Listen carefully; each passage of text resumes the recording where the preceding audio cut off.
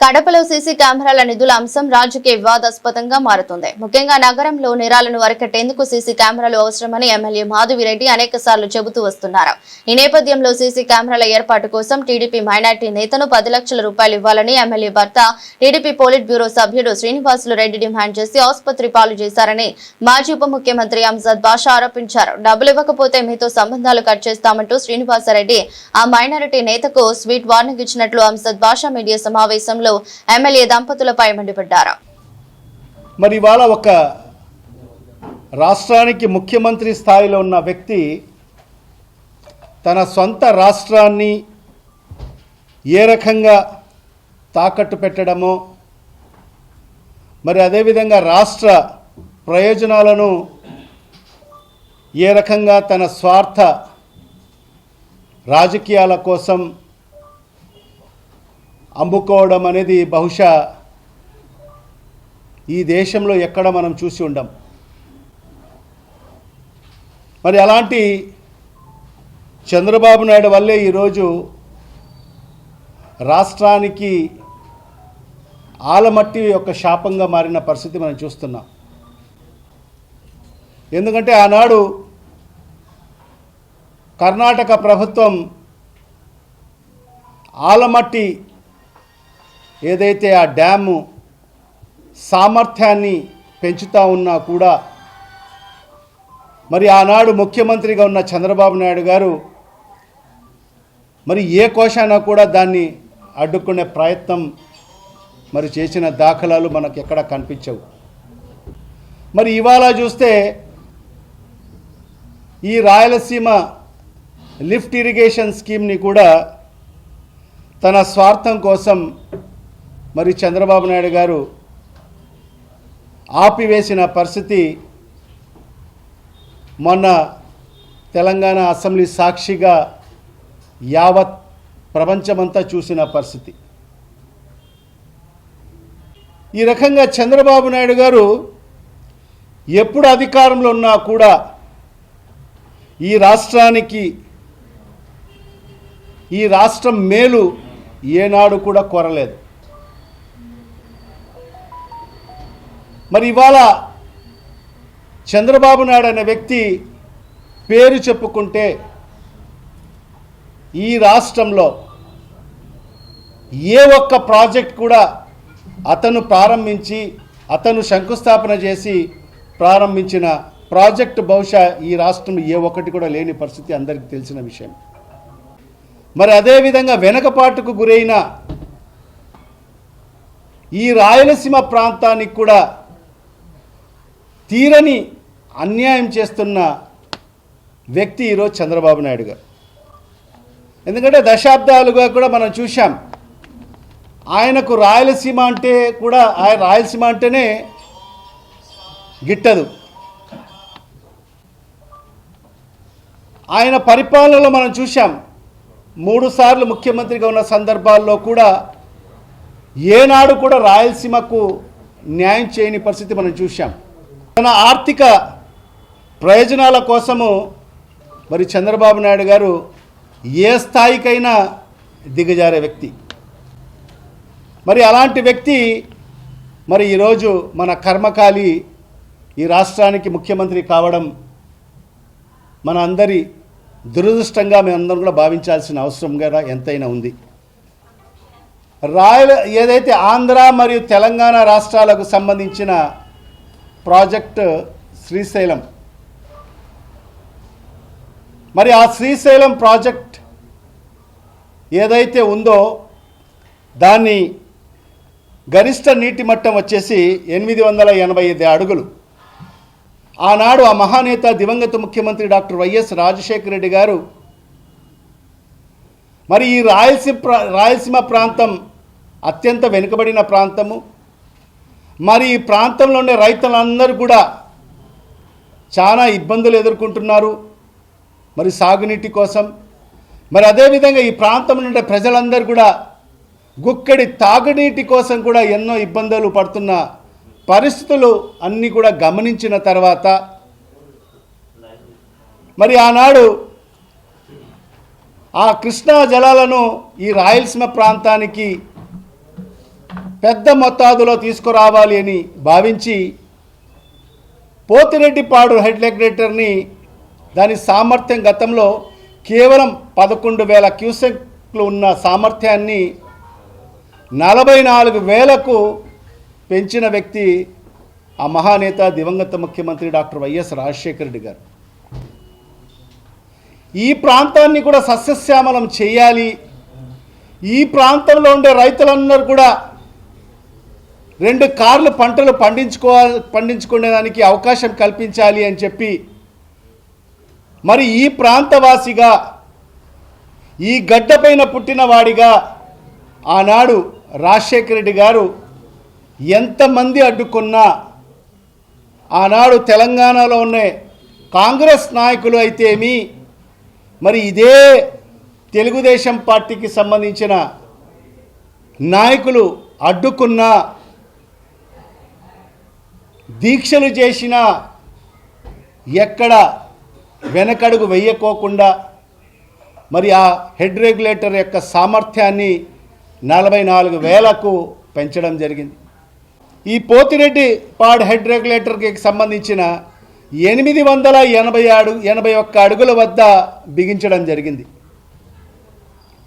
అంటే మనకు శ్రీశైలంలో దాని గరిష్ట నీటి మట్టం 885 అడుగులు ఉంటే 880 అడుగులు ఉంటే మాత్రమే మనకు 44,000 క్యూసెక్కు మన ప్రాంతానికి వచ్చే పరిస్థితి ఉండేది.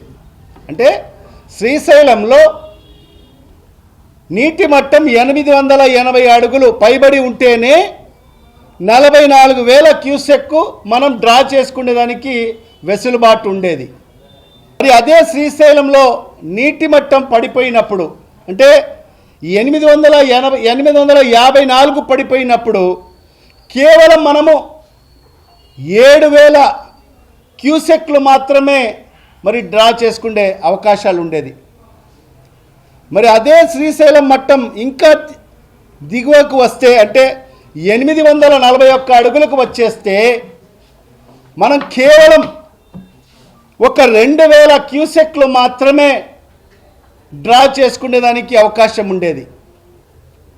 అంటే శ్రీశైలంలో నీటి మట్టాన్ని బట్టి మనము మన ప్రాంతానికి మనకు అవకాశం ఉన్నా 44,000 క్యూసెక్లు తీసుకునేదానికి అవకాశం ఉన్నా కూడా మరి నీటి మట్టం తగ్గిపోవడం వల్ల మనము ఆ కెపాసిటీకి సంబంధించి మనము తీసుకునే అవకాశం లేకపోయిన పరిస్థితి మనం చూసాం.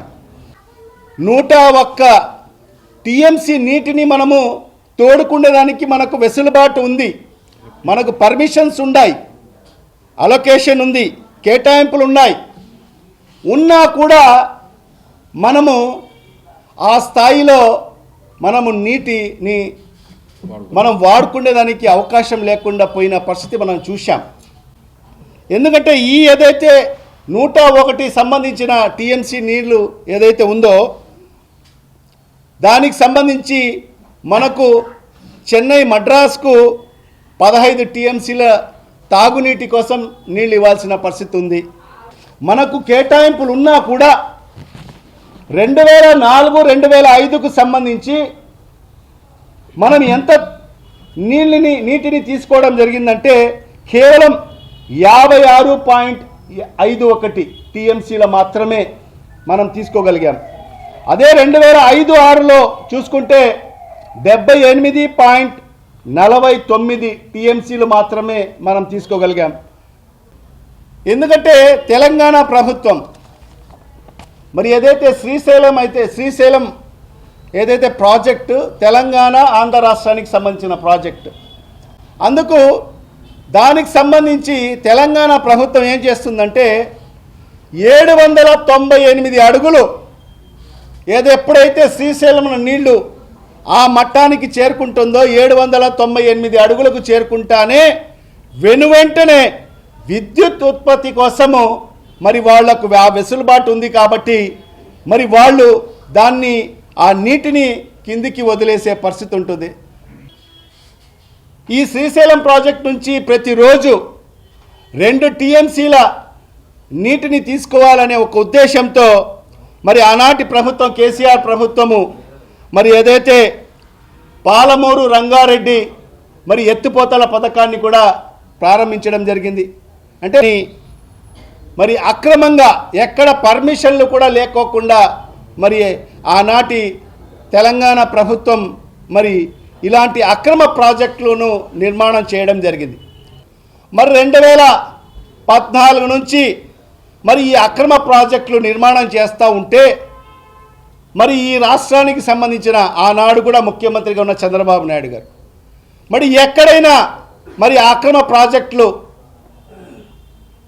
అడ్డుకునే ప్రయత్నం ఎక్కడైనా చేశాడా? మరి అలాంటిది పక్క రాష్ట్రం తెలంగాణ రాష్ట్ర ప్రభుత్వము మరి 800 అడుగుల్లోనే మరి అక్రమ ప్రాజెక్టులు నిర్మాణం చేసి మరి అనేక ఎత్తిపోతల పథకం లిఫ్ట్ ఇరిగేషన్ స్కీమ్స్ తీసుకొచ్చి మరి ఆ నీటిని తోడేసుకొని వెళ్ళిపోతూ ఉంటే మరి ఈ ప్రాంతం అంతా కూడా ఎడారి అయ్యే అవకాశాలు ఉంటాయి. రాయలసీమ నెల్లూరు ప్రాంతము ఎడారి అయ్యే అవకాశాలు ఉన్నాయి. ఈ ప్రాంతంలో ఉండే ప్రజలకు గుక్కెడు నీళ్ల కోసం కూడా నీళ్లు దొరికే పరిస్థితి ఉండబోదు అని ఆలోచన చేసిన వ్యక్తి జగన్మోహన్ రెడ్డి గారు.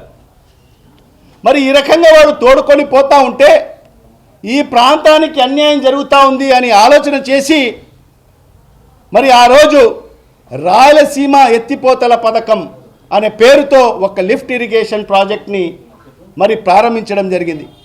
మనం కూడా 800 అడుగుల్లోనే మరి ఒక లిఫ్ట్ ఇరిగేషన్ పెట్టి మరి ఆ నీటిని తోడి మనకి ఏదైతే ఉన్నాయో మనకు సామర్థ్యం కలిగిన 44,000 క్యూసెక్కు మనము డ్రా చేసే కెనాల్స్ ఏదైతే ఉన్నాయో ఒక లిఫ్ట్ ఇరిగేషన్ పెట్టి మరి 800 అడుగుల్లోనే ఒక పంపులు పెట్టి లిఫ్ట్ పెట్టి మరి ఆ నీటిని తోడి ఈ కాలువల ద్వారా మనకు కావాల్సిన నీళ్లు ఏదైతే 101 టీఎంసీ మనకు ఏదైతే అష్యూర్డ్ అలొకేషన్ వాటర్ ఉందో మరి ఈ ప్రాంతానికి మరి సస్యశ్యామలం చేయాలని చెప్పి ఆలోచనతోనో ప్రారంభించిన scheme Rayalaseema lift irrigation scheme.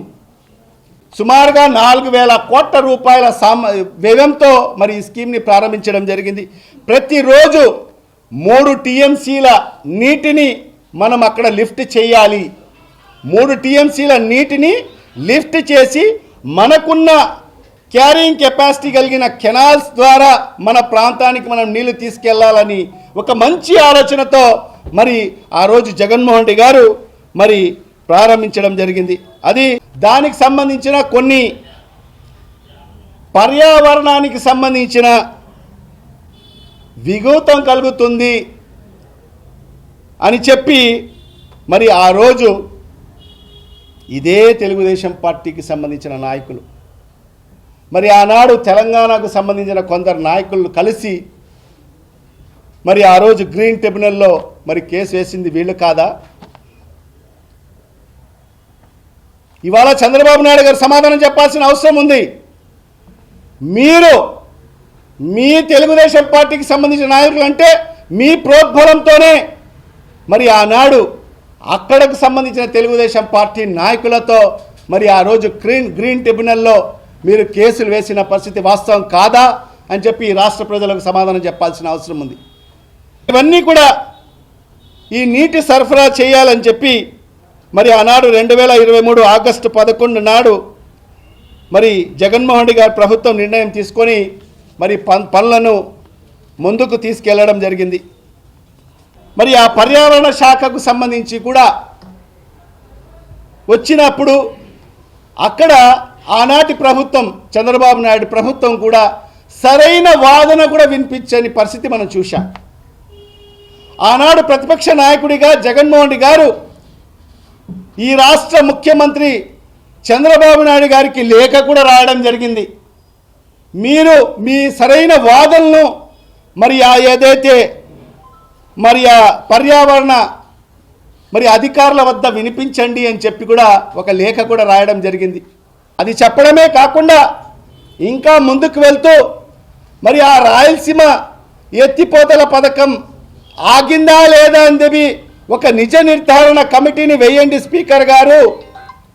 మరి ఆ నిజ నిర్ధారణ కమిటీలో మరి మీరు బీఆర్ఎస్కు సంబంధించిన శాసనసభ్యులకు మరి అదేవిధంగా ఎంఐఎం శాసనసభ్యులకు బీజేపీ శాసనసభ్యులకు కమిటీల్లో సభ్యులుగా పెట్టి మీరు అక్కడికి పంపించండి. వాళ్ళు వెళ్ళి చూసిన తర్వాత మరి వాళ్ళు ఇచ్చే సమాచారాన్ని బట్టి మీరు